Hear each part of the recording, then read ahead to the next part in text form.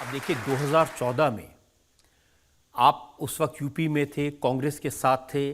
सोनिया गांधी आपकी पड़ोसन थी, बगल में ही रहती थी, कभी कभी पैदल चल के मिलने घर आती थी। जी। लेकिन चिराग पासवान ने आके उनका पत्ता काट दिया। पत्ता किसी का नहीं काटा। I think need of the hour था। मैं मेरे प्रधानमंत्री जी से बहुत प्रभावित रहा हूँ और इसको मैंने खुले मन से हर बार मैंने स्वीकारा भी है। और उनका जो विजन उस वक्त था, मैं 21वीं सदी का पढ़ा लिखा युवा हूँ, मैं नहीं मानता जात पात धर्म मज़हब की राजनीति में। And the state that I come from, Bihar, बहुत ज़्यादा जातियों में सांप्रदायिकता में बांटा जाता है। देश में पहली बार एक ऐसे प्रधानमंत्री पद के दावेदार जो 125 करोड़ देशवासियों की बात करते थे, मैं 2014 का जिक्र कर रहा हूँ, उस वक्त ये बातें मुझे उनकी तरफ आकर्षित करती थी। ये बात सही है, पापा शुरू में तैयार नहीं थे, ही वॉज नॉट रेडी कि वो अलायंस को चेंज करें, बट इवेंचुअली उन्होंने भी गिवन किया और आप मोदी के हनुमान बन गए इवेंचुअली। ये एक किस्सा है इसके पीछे। ये अच्छा, मैं बताता हूँ कि मैं क्यों हनुमान बना और कैसे हनुमान बना। 2020 का चुनाव था रजत सर, तो उस वक्त हम लोग अकेले चुनाव लड़ रहे थे। अब मैं अकेला चुनाव लड़ रहा था उस वक्त, थोड़ा सा इंडिया अलायंस के भीतर थोड़ा सा मनमुटाव हुआ, so I opted out of the alliance. And मैं उस वक्त अकेले चुनाव लड़ रहा था, तो उस वक्त मेरे ऊपर ही कंडीशंस डाली गई थी कि मैं प्रधानमंत्री की तस्वीरों का कहीं इस्तेमाल नहीं करूं। तो I just said it on record one day कि वो मेरे दिल में बसते हैं, मुझे उनकी तस्वीर होर्डिंग पे लगाने की ज़रूरत नहीं है। तो दिल में बसने वाला जो है वो हनुमान बन गया। लेकिन देखिए विरोधाभास है, रामविलास पासवान जी तो मंडल कमीशन लेकर के आए थे। Right. वो हमेशा शेड्यूल कास्ट के लिए, जनजातियों के लिए, वंचित के लिए खड़े रहे। और अब आजकल लालू जी कहते हैं कि मोदी जी अगर तीसरी बार प्रधानमंत्री बने तो संविधान खत्म कर देंगे, आरक्षण समाप्त कर देंगे। अच्छा, क्यों करेंगे? पहले मुझे ये बात बताए ना कोई, क्यों करेंगे? ये तो लालू जी बताएंगे। हाँ, नहीं मतलब वो कारण तो दे कि क्यों, ज़रूरत क्या है, किस वजह से वो संविधान को ख़त्म किया जाएगा, बदला जाएगा। जिस प्रधानमंत्री ने इसी संविधान की वजह से लगातार वो मुख्यमंत्री रहे गुजरात के, 2 बार देश के प्रधानमंत्री, तीसरी बार देश के प्रधानमंत्री बनने जा रहे हैं, जो व्यक्ति लगातार इसी संविधान की वजह से देश के, प्रदेश के सर्वोच्च पदों पे रहा, कारण क्या है कि कोई संविधान को बदलेगा? और क्यों? बाबा साहब का बनाया हुआ ये संविधान है, कोई मजाक थोड़ी है। आज जो प्रधानमंत्री संविधान के सामने नतमस्तक होकर और उसकी शपथ खाकर बोलते हैं कि जो भी होगा संविधान के आधार पर होगा, और ये वो लोग हैं जो संविधान समाप्त होने की बात करते हैं, जिन्होंने संविधान का गलत इस्तेमाल कर देश में आपातकाल लगाने का काम किया। जो लोग आज लोकतंत्र की हत्या की बात करते हैं, जो लोग बोलते हैं कि देश में लोकतंत्र समाप्त हो जाएगा, तो इमरजेंसी में क्या हुआ था? और आदरणीय लालू जी का आप जिक्र करें, इनके तो परिवार के बच्चों के नाम उस आपातकाल की धाराओं में जो धाराएं लगाई गई थी उसके ऊपर रखे गए थे। तो ऐसे में ये भ्रम फैलाने की आदत है। 2015 का भी रजत सर आप देखेंगे, बिहार विधानसभा का चुनाव चल रहा था, उस वक्त भी एक बयान को पकड़कर आरक्षण समाप्त हो जाएगा, आरक्षण समाप्त हो जाएगा, एक ऐसा हो हल्ला मचा दिया गया कि पूरा चुनाव उस दिशा में चला गया। 10 साल बीत गए इस बात मोदी जी से बात की है, उनकी गारंटी है कि आरक्षण कभी खत्म नहीं होगा?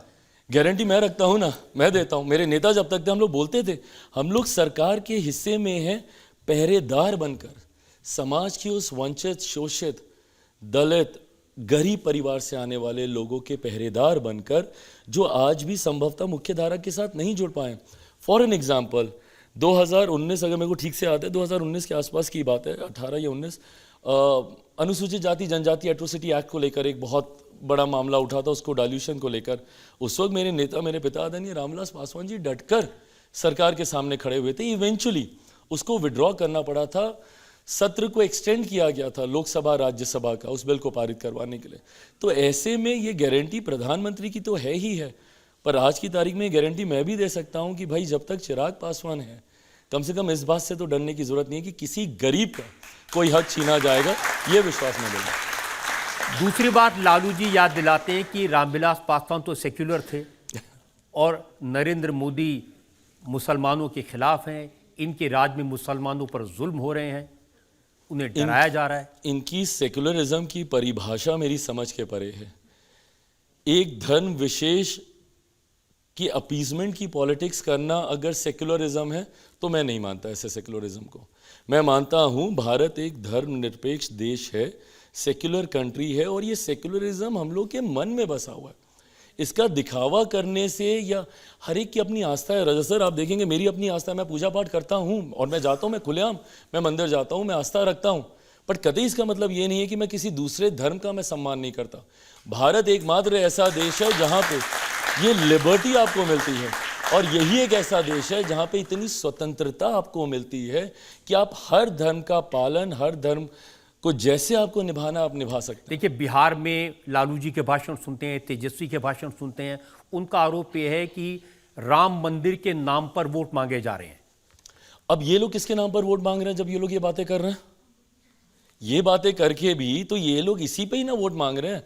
आज की तारीख में जो एक्चुअल बिहार के मुद्दे हैं उसको ये लोग उठाएंगे नहीं।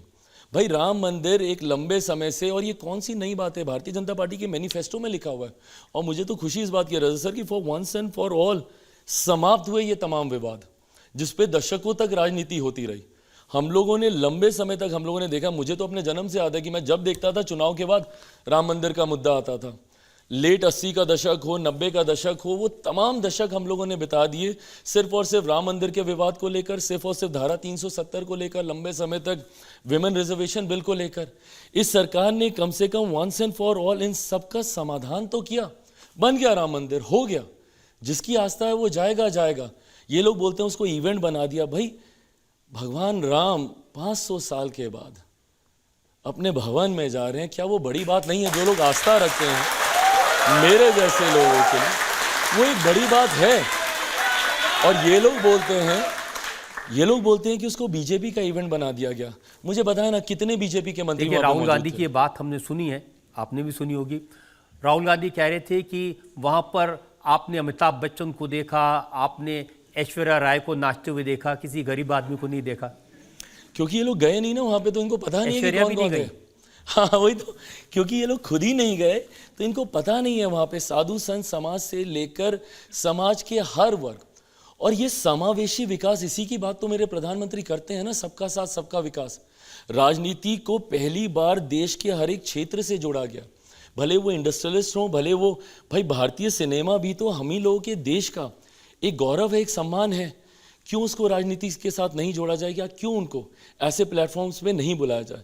तो समाज के अमीर से गरीब से गरीब व्यक्ति को जोड़कर एक मंच पर लाने की सोच ही सबका साथ सबका विकास है।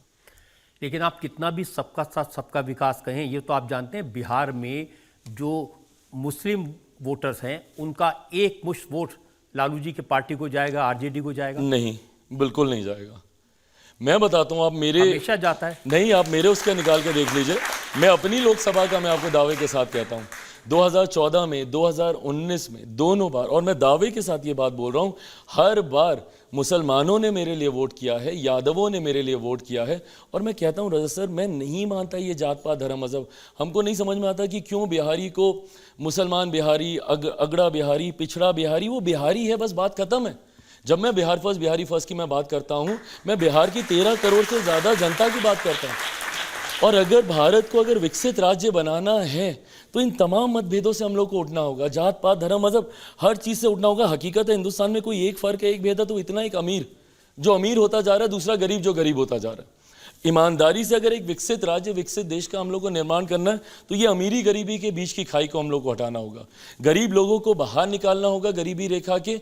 अमीर लोगों का जो पैसा है उसका एक इक्वल डिस्ट्रीब्यूशन होना चाहिए, जो कि समाज के, देश के गरीब कल्याण के इस्तेमाल में